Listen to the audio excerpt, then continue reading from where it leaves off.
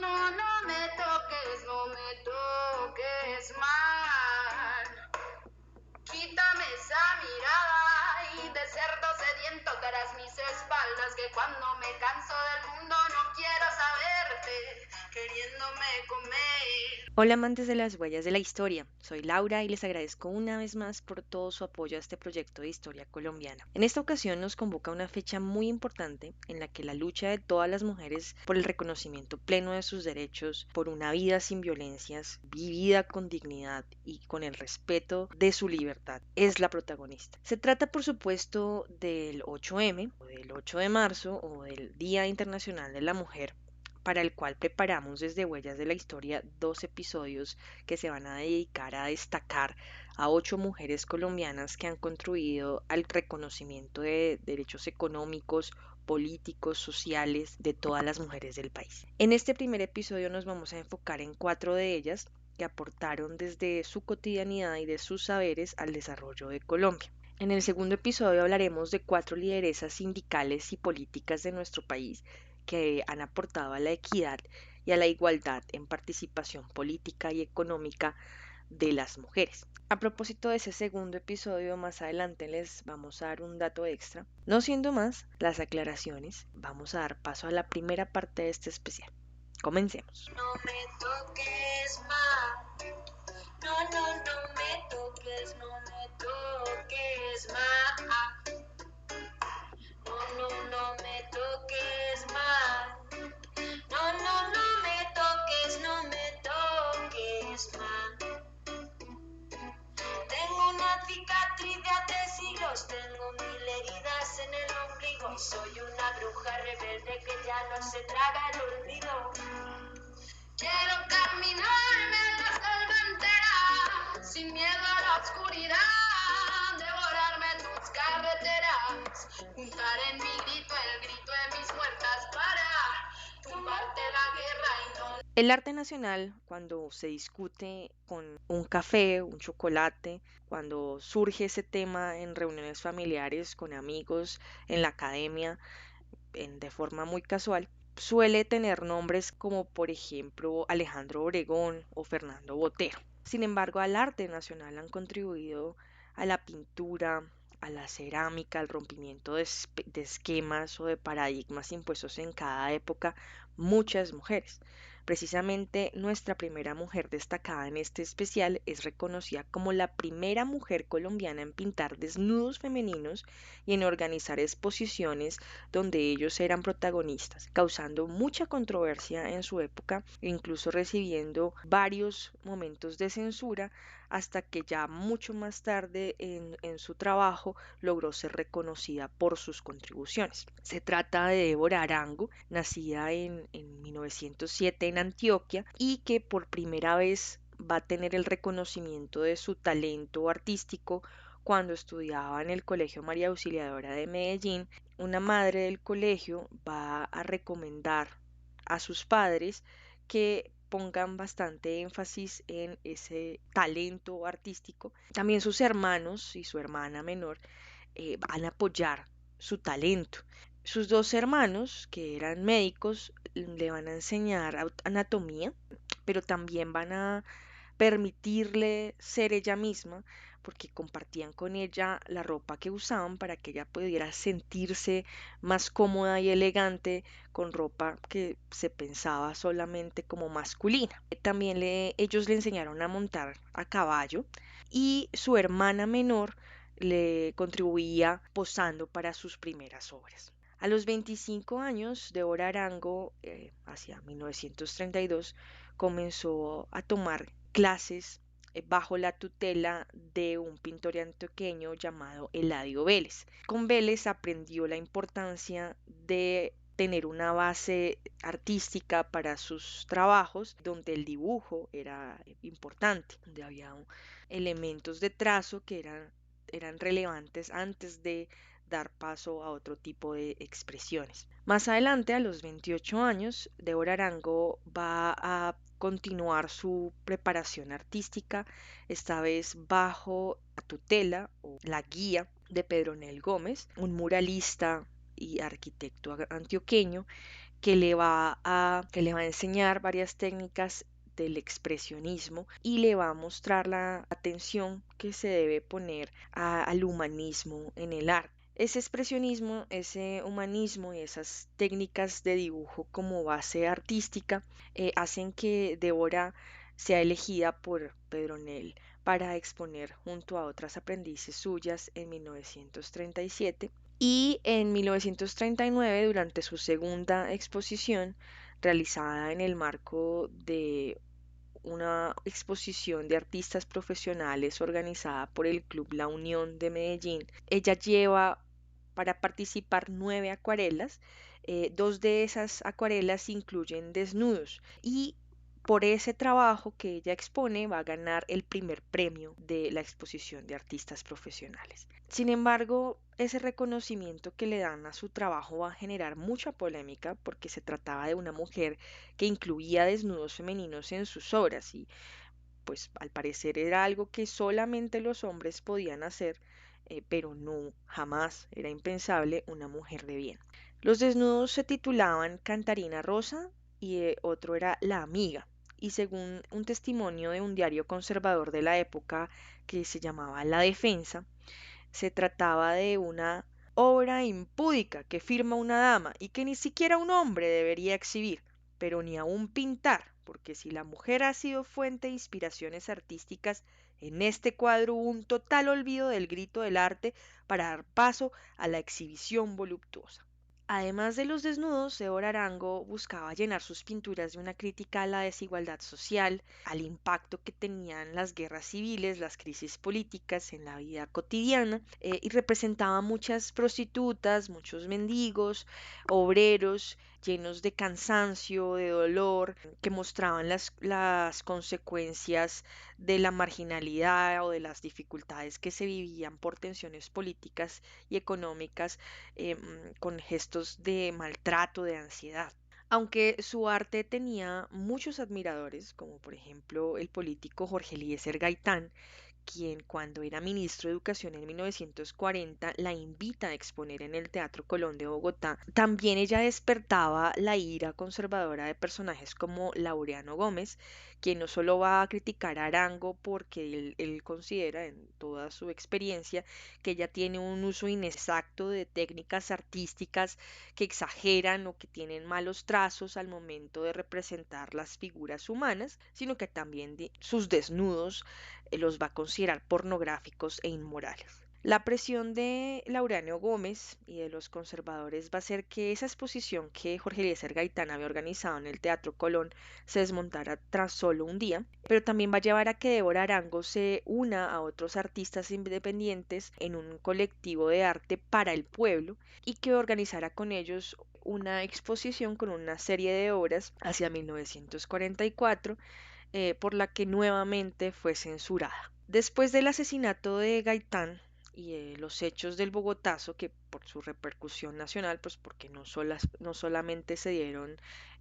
grandes actos de violencia en Bogotá, sino en todo el territorio, consideramos importante llamarle el colombianazo. Débora Arango organizó una serie de pinturas inspiradas en el 9 de abril. De las repercusiones que tuvo ese día para la vida nacional y para la caída del gobierno de Laureano Gómez. Esta nueva serie política se va a alimentar de unos estudios que ella realiza en España sobre Goya y con los que va a profundizar en las técnicas que utiliza para hacer retratos desgarradores de esa violencia política. Incluso hay personas que dicen que en su representación de animales con ciertos gestos faciales trataba de representar las tensiones políticas y la corrupción que había en los partidos, en esa violencia bipartidista. En 1955 ella va a organizar una muestra individual en el Instituto de Cultura Hispánica de Madrid, pero la dictadura franquista la va a suspender, va a ordenar que sus cuadros se descuelguen y eso le va a causar un gran temor a ella, por lo que decide volver a Colombia. Ya en los años 60, viendo las tensiones plena Guerra Fría que se están dando en Colombia, en el resto de América, con las dictaduras y demás, ella decide aislarse en Envigado, en su casa, y se va a concentrar en un taller que tiene allí para utilizar o trabajar en sus técnicas de pintura y comenzar trabajos en cerámica con técnicas que había aprendido durante unos viajes que había hecho a Inglaterra. Solo hasta la década de los 70 del siglo XX, Débora Arango va a ser reconocida por sus aportes al arte nacional y van a comenzar a organizarse una serie de exposiciones que se enfocan en reivindicar el arte con perspectiva femenina, un arte que sirve para mostrar la historia colombiana. Actualmente el Museo de Arte Moderno de Medellín incluye una exposición permanente de su obra instalada por primera vez en 2012 y que tiene entre su colección varias obras que Débora misma donó. Ella murió en noviembre de 2005, pero ciertamente dejó claro que la irreverencia, la crítica, la conciencia social, el compromiso político y el arte son todos espacios perfectos para que las mujeres desarrollen sus perspectivas con las cuales contribuir al cambio. Definitivamente se merece mucho más que ser la cara del billete de 2.000 pesos.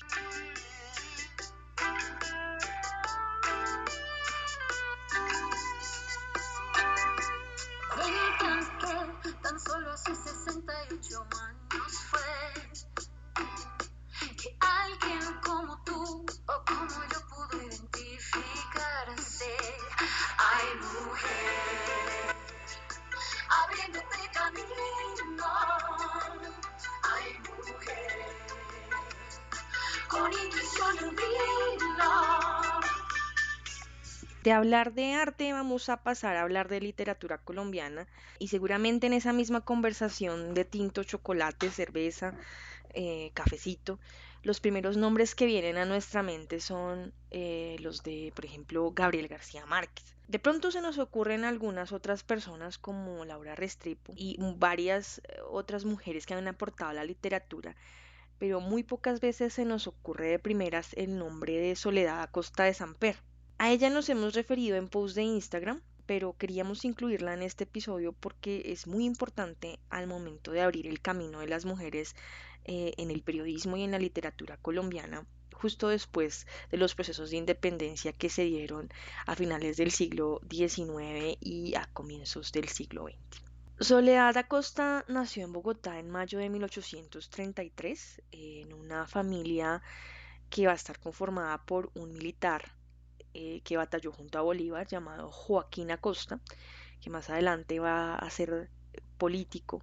dentro de esa Nueva Granada, y una jamaiquina llamada Carolina Campbell. Es hija única de esta familia y va a ser el foco de atención de ambos, que van a buscar que ella tenga la mejor educación y que van a poner toda su atención en su desarrollo. De su padre va a aprender, por ejemplo, el interés por la ciencia y por la historia, y de su madre va a tener la vena artística, ya que ella dictaba clases de canto y de música. Gracias a los viajes que hace su familia debido al trabajo diplomático de Joaquín Acosta,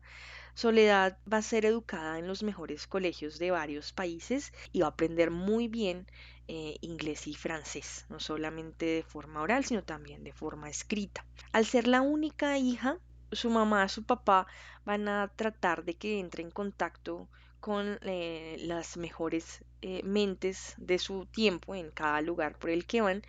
y en algún momento de su adolescencia ella va a comenzar su propio perfilamiento buscando mejorar sus habilidades escritas con el ejercicio de tener un diario personal. También a esto se van a unir algunas publicaciones cortas que hace bajo el nombre de Sole Acosta desde los 14 años y va a tener también un trabajo desde muy joven como traductora de textos académicos y literarios ingleses y franceses que eran muy apetecidos por esa nueva nación de la Nueva Granada que quería configurarse a sí misma y que veía en esas tendencias europeas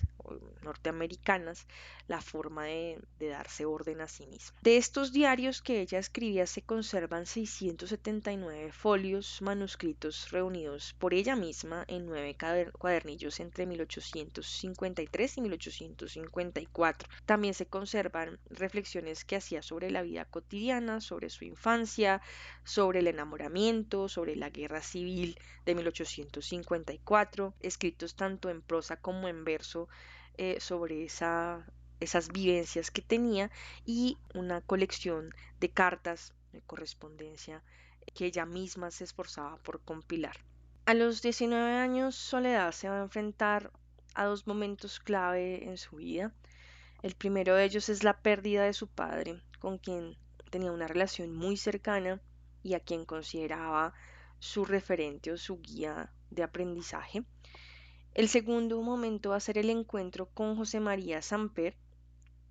un periodista y escritor con quien en principio va a entablar un vínculo al compartir con él varios intereses literarios y académicos y más adelante va a tener una relación amorosa. Él va a ser su esposo y juntos van a radicarse en Londres en 1858 cuando Soledad tenía 25 años. Después se van a trasladar a París y desde allá ella va a trabajar como corresponsal para el diario peruano El Comercio de Lima y para el colombiano El Mosaico, que se producía en Bogotá. Escribió sobre muchos temas diferentes, desde moda hasta literatura y arte, lo que le va a permitir ir afianzando sus habilidades de escritura sumado a los diarios que ella ya tenía y a ir figurando en el imaginario de la época, separada también ya de las repercusiones que el trabajo de su esposo tenía.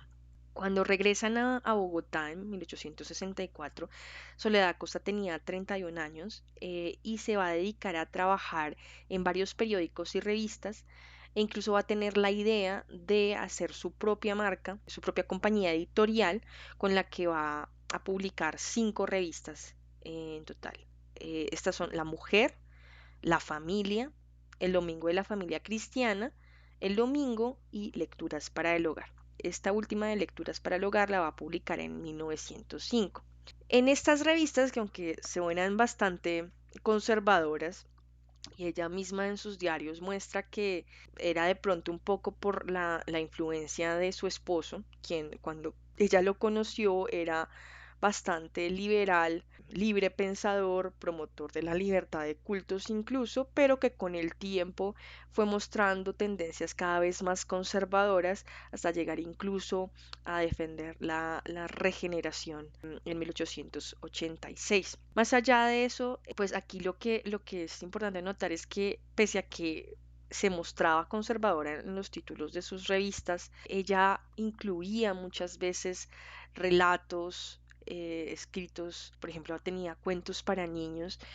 pero con todos ellos de alguna manera buscaba que las mujeres tomaran nota de formas de dar a conocer sus propias ideas en un mundo bastante enfocado en solo las posibilidades de los hombres. El trabajo que ella va a hacer desde sus propias revistas y con sus escritos periodísticos para otras publicaciones, no solo nacionales, sino también internacionales, van a estar acompañados por la publicación desde 1869 de varias compilaciones, entre ellas la compilación de 3 novelas de ficción y varios relatos cortos bajo el título Novelas y cuadros de la vida suramericana. En 1870, con 37 años, Soledad Acosta incursionó en la literatura histórica y en 1880 va ya a dedicarse seriamente a contribuir a la historiografía con varios escritos que se enfocan en visibilizar a las mujeres en la manera en que ellas construyen sociedad y va a mostrar su interés por romper esquemas, por abrir paso a que las mujeres quieran aportar a la historia y a otras ciencias. Como decíamos ahorita, a pesar de que muchos textos los escribía desde una postura aparentemente conservadora, donde ella señalaba que era imposible que las mujeres participaran en política o en temas de economía y sociedad porque era un mundo de hombres. Lo que hacía con sus escritos era invitar a las mujeres a cambiar este aspecto, y les daba recomendaciones de libros con los que podían instruirse más sobre temas políticos, económicos, sociales, culturales, para no solamente formarse a sí mismas, sino para formar a las nuevas generaciones dentro de ese rol que socialmente se les daba de cuidadoras y de madres o de cabezas de hogar. Tras la muerte de su esposo en 1891, Soledad Costa y sus dos hijas se van a radicar en París. Allá va a trabajar como corresponsal para unas revistas españolas, y va a continuar con su trabajo de hacer traducciones y con sus escritos sobre historia. Por su trabajo precisamente en España, va a ser invitada por los españoles junto a Emilia Pardo Bazán como las dos únicas mujeres representantes de Colombia en la Exposición Americanista de Madrid de 1892, que se realizó para celebrar el cuarto centenario de la llegada de los españoles a América. En 1896 la van a invitar también a colaborar en algunos proyectos editoriales ya en Colombia para celebrar el centenario de nuestra independencia, y en 1902 va a ser reconocida como miembro honorario de la Academia Colombiana de Historia que se acababa de crear. A su muerte en marzo de 1913, Soledad Costa había contribuido bastante a la literatura nacional con 14 novelas de tipo psicológico y costumbrista, y 13 con bastante contenido histórico. Además de escribir, ella acompañaba sus novelas y sus relatos con grabados y dibujos que ella misma hacía, por esa vena artística que heredó de su madre, e incluía fotografías de su colección personal. Los textos que acompañaban esas publicaciones eran recopilaciones que ella hacía de lo que había publicado en revistas suyas y en las revistas para las cuales había trabajado, los recortaba de la publicación original y los pegaba en estas compilaciones para facilitar su acceso. Hay una biblioteca digital creada en su honor por el Banco de la República que vale la pena visitar, y si tienen la posibilidad también de revisar las versiones físicas de estas compilaciones, más que abierta la invitación que quede como un plan. No hay duda de que el talento de Soledad Costa dejó huella, y que es importante seguir esas huellas para abrir más caminos a las mujeres. Tus ojos pueden entender mensajes de la naturaleza. Ay, mujer, tejiendo tu destino. Ay, mujer, alza la voz. De la literatura vamos a pasar al campo de la antropología, que ya no es tan fácil de tenerla con un cafecito, al menos no para todos nosotros, pero donde ciertamente encontramos acá en Colombia una de las pioneras de esta ciencia, con una gran contribución a su desarrollo no solo en nuestro país, sino a nivel internacional. Se trata de la socorrana Virginia Gutiérrez, reconocida por mucho más que por ser la cara del billete de 10.000 pesos colombianos.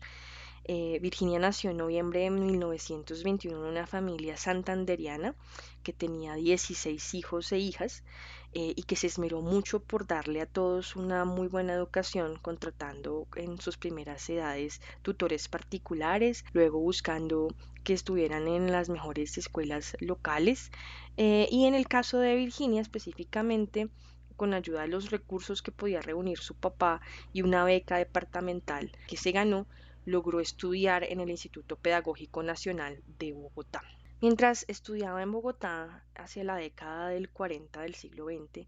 va a conocer en el Instituto Etnológico Nacional a sus dos grandes amores, la antropología y el Roberto Pineda Giraldo. Con la formación que va a tener en etnología y en ciencias sociales, Virginia Gutiérrez se va a enfocar principalmente en estudiar diversos grupos indígenas, especialmente aquellos localizados en Santander, su tierra natal, pero también en el Chocó y en La Guajira. Después ella decide viajar junto a Roberto Pineda a Estados Unidos y allá ingresa en la Universidad de Berkeley para estudiar un máster en antropología social y médica, del cual se va a graduar en 1854 con 33 años. Lo que aprendió en su maestría en California le va a permitir irse enfocando en la medicina popular de grupos étnicos colombianos. Ya no va a ser solamente observaciones al modo tradicional de la antropología, donde un poco se reproducían esos sesgos un poco occidentalizados de la manera de percibir a estos grupos como incivilizados pero curiosos, que de pronto ella va a ir notando que no es la mejor manera de realizar las observaciones y va a unirlos a lo que aprende con la maestría para buscar la manera de comprender cómo la medicina tradicional de los diferentes grupos étnicos va a tener sus raíces en la cultura colombiana de diferentes regiones. Las observaciones que ella hace sobre medicina popular en estos grupos étnicos colombianos las va a publicar más adelante en dos libros: La medicina popular en Colombia, razones de su arraigo, en 1961, y en Medicina tradicional en Colombia, magia, religión y curanderismo, el triple legado, en 1986. Ese estudio de medicina popular lo va a hacer a la par con su trabajo como profesora titular de la Universidad Nacional desde 1956. Durante esta etapa comienza a mezclar la historiografía y la etnografía para buscar o para aproximarse a comprender los rasgos culturales, ya no solo de las medicinas o de esas medicinas tradicionales, sino como tal de la familia o de los tipos de familia en Colombia. Después de obtener el doctorado en Ciencias Sociales y Económicas de la Universidad Pedagógica Nacional en 1962, Virginia Gutiérrez va a profundizar en su trabajo sobre la familia, indagando esos tipos de familia que se dan en Colombia según las regiones y según las épocas, cómo la familia moldea incluso los roles de género y cómo en la configuración de ella misma van a influir el medio ambiente, las estructuras socioeconómicas y los procesos históricos. Las observaciones que ella va haciendo sobre la familia las va a publicar en un texto titulado Trasfondo Histórico en 1963, en otro llamado Familia y Cultura en Colombia de 1968, en Tradicionalismo y Familia en 1973, Estructura, Función y Cambio de la Familia en Colombia en 1975, y en un texto más cercano a su tierra, a su contexto de infancia en Santander, llamado Honor, Familia y Sociedad, el patriarcalismo en Santander, que publica en 1985. Con su trabajo, no solo hasta su muerte en 1999, sino con todas las implicaciones que este tuvo para el desarrollo de la antropología local e internacional, Virginia Gutiérrez ayudó a configurar la comprensión de la diversidad de Colombia y cómo la familia, como centro o como núcleo de la sociedad, según las diferentes constituciones, va a ser importante para la difusión de sus valores, pero también es clave al momento de reproducir comportamientos, de replantear contextos y de mostrarnos la forma en que nos debemos relacionar con nuestro entorno. La influencia de Virginia Gutiérrez continúa marcando la pauta del trabajo con comunidades desde la antropología e invitando a reflexionar sobre el impacto que esas observaciones académicas tienen para mostrar cómo la academia debe volver al mundo, porque está intentando comprender la realidad y es importante es importante que no se separe radicalmente de ella, que esté todo el tiempo cuestionando sus prácticas, que esté todo el tiempo retando esos roles de género, y que esté orientando las prácticas a un trabajo respetuoso y conjunto con las comunidades.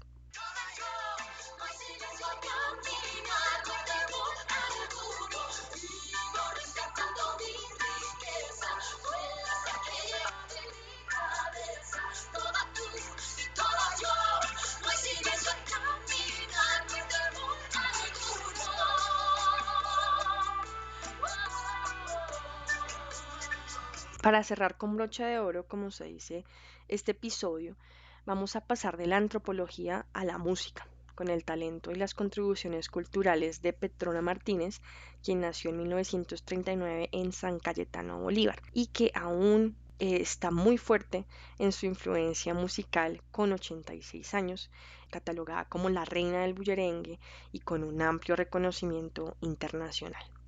Petrona Martínez va a aprender de su familia la importancia de difundir los ritmos afrocaribeños.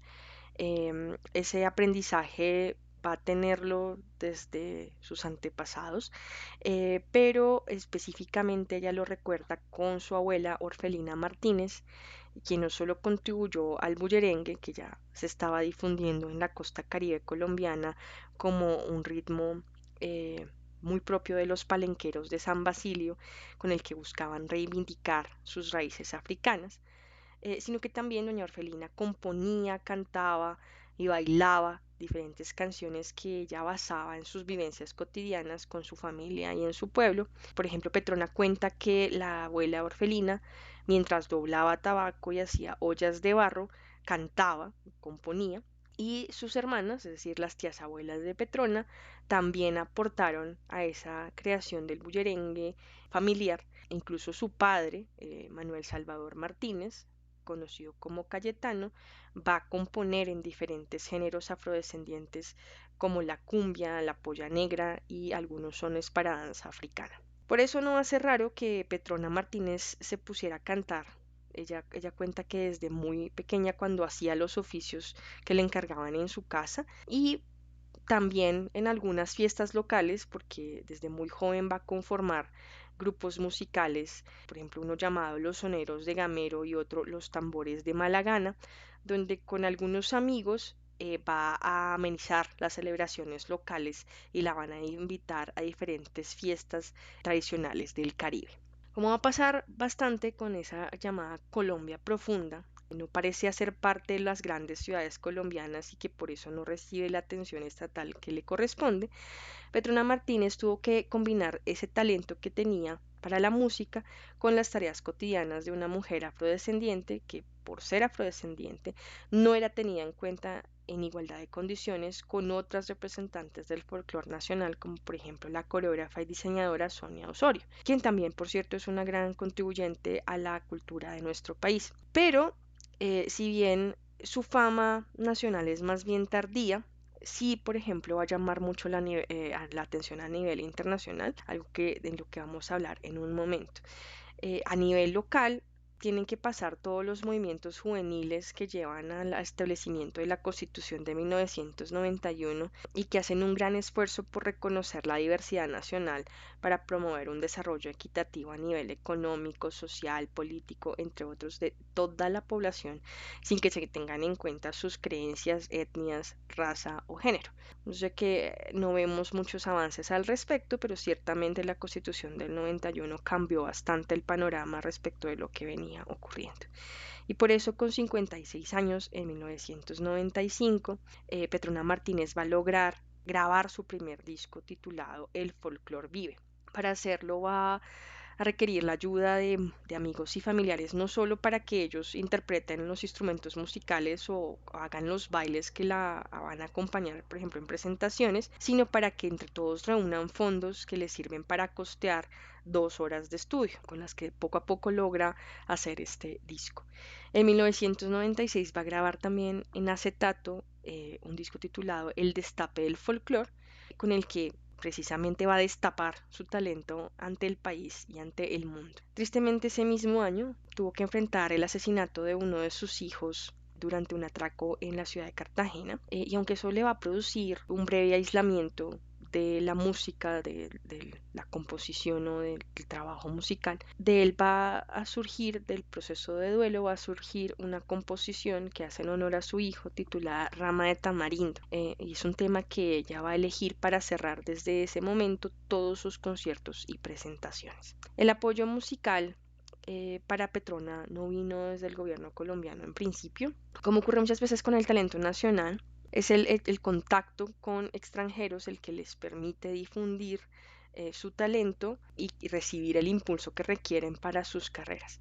En el caso de Petrona Martínez, se va a tratar de la iniciativa de una artista francesa para la creación de un documental en 1997 con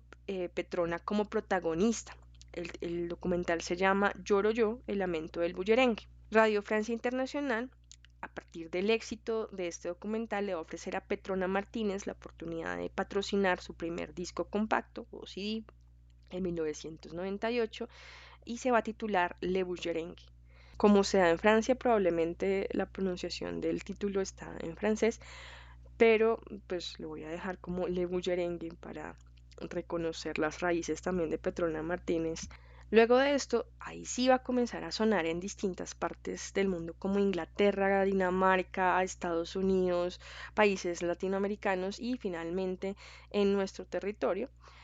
hasta llegar al punto en que en 2015, cuando ella tenía 76 años, el Ministerio de Cultura le va a otorgar el Premio Nacional de Vida y Obra. Pero bueno, antes de llegar allá, en 2002 recibe su primera nominación a los recientemente creados premios Grammy Latino dentro de la categoría de mejor trabajo folclórico por un disco titulado Bonito que canta. Durante este tiempo ella se va a dedicar a consolidar su papel en la difusión de las raíces afrocaribeñas en sus canciones y con su música, y la va a acompañar una banda y bailarines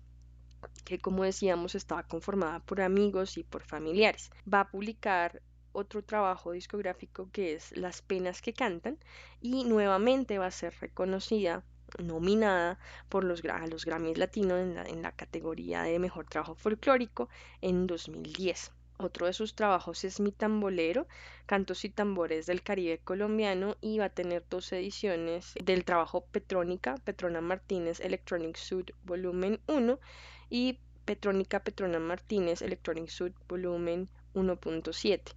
Estos trabajos han servido para que ella difunda colaboraciones que ha hecho con otros artistas nacionales y otros países. En 2017, Petrona decide tomarse un receso para cuidar de su salud debido a complicaciones que tuvo a nivel cardíaco, pero no ha parado en cuanto a su apoyo o su contribución a, a la música, porque se ha enfocado sobre todo a promover los talentos que hay en su familia, en sus hijas, en su hijo, nietos, bisnietos, que tienen un gran talento no solo vocal, sino con la interpretación de diferentes instrumentos, y que muestran que para la familia Martínez es muy importante el bullerengue y el folclore caribeño, como se ha hecho desde varias generaciones. Petrona Martínez ciertamente ha marcado la pauta al romper esquemas raciales y al abrir el campo a representantes afrodescendientes de la cultura,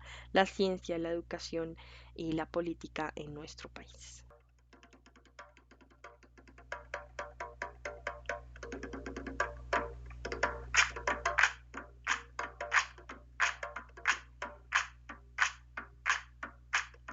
Cuando yo tenía a mi madre, tenía quien me aconsejara. Cuando yo tenía a mi madre, tenía quien me aconsejara. Y ahora que mi madre ha muerto, no hay quien me aconseje nada. Mi madre de mi vida, mi mamá que me parió. A ritmo de bullerengue y del sabor de la reivindicación de las mujeres negras en Colombia, vamos a cerrar este episodio con el que quisimos aportar con 4 biografías de mujeres colombianas que han contribuido al desarrollo de las ciencias, la literatura, el periodismo, la cultura, entre otros aspectos, y que han mostrado que hay una deuda gigante en nuestro país en términos de reconocimiento de nuestro papel como mujeres en la configuración nacional, que aún falta mucho, mucho más que billetes, que premios locales o que menciones como la que hacemos en este podcast precisamente, para cambiar nuestras ideas sobre lo que es ser mujer en Colombia o sobre los roles que nos siguen dando tradicionalmente. Ciertamente somos más que cuidadoras o que flores delicadas. Todas somos trabajadoras y no siempre esas labores que hacemos son remuneradas o siquiera apreciadas o reconocidas. Todas luchamos el doble y hasta el triple para que nos tengan en cuenta. Y todas nuestras vidas valen. Mi madre a mí me decía, mija, ¿qué te está pasando? Mi madre a mí me decía, mija, ¿qué te está pasando? Allá levántate, mijita. Esa voz te está llamando. Allá levántate, mijita. Esa voz te está llamando. Allá levántate, mijita. Esa voz te está llamando. Allá levántate, mijita. Esa voz te está llamando. Como les dijimos al comienzo, hay una segunda parte de este especial que está dedicado a mujeres que aportaron a nivel político, a nivel sindical, económico, a los derechos de todas en Colombia. Este segundo episodio va a estar dispuesto para ustedes el 12 de marzo en nuestro nuevo Patreon, al que les invitamos para que nos apoyen como miembros o con donaciones. Habrá una versión parcial del episodio aquí en Spotify para las personas que no tienen acceso a Patreon el próximo domingo. Como siempre, les vamos a invitar a que nos compartan sus opiniones y sus comentarios debajo de la descripción de este episodio en Spotify, donde además van a encontrar nuestro Linktree para que nos sigan, para que comenten en nuestras redes sociales, en Instagram, Facebook, X y recientemente TikTok. Recuerden que si disfrutan de nuestro contenido nos va a ayudar mucho que lo compartan, que interactúen con él y que llegue a más personas. Las reacciones, los comentarios y todas las interacciones que tengan con nuestro contenido nos permiten crecer y crear más episodios y más contenido sobre las huellas de nuestra historia. Hasta pronto.